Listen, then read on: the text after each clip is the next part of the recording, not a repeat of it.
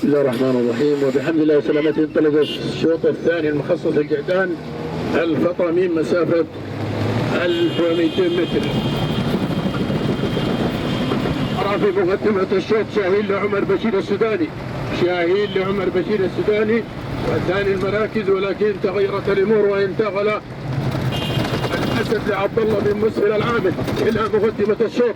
ثاني المراكز سعد لهادي بن صالح بن عافيش الرزق.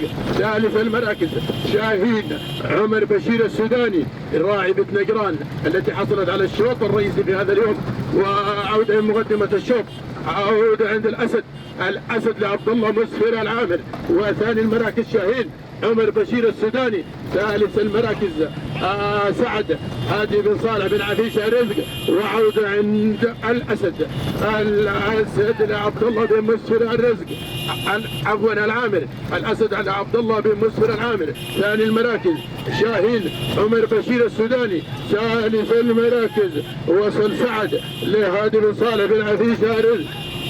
عودة عند مقدمة الشوط، تغيرت الأمور وانتقل شاهين عمر بشير السوداني، عمر بشير السوداني شاهين. وثاني المراكز وصل سعد لهادي بن صالح بن عفيش الرزق. وثالث المراكز الأسد عبد الله بن مسهر العامر. ولكن يصورنا عند شاهين عمر بشير السوداني، وشاهين له أيضا رصيد المركز الأول في سباقات والتهنئة والناموس للمرة الثانية في هذا اليوم. عمر بشير السوداني شاهين، والتهنئة توصل هناك لأهالي السودان، بالأخص منطقة الدويم. التهنئة والناموس بفوز شاهين عمر بشير السوداني. المركز الثاني سعد لهادي بن صالح بن عفيش الرزق. وثالث المراكز الأسد عبد الله بن مسهر العامر.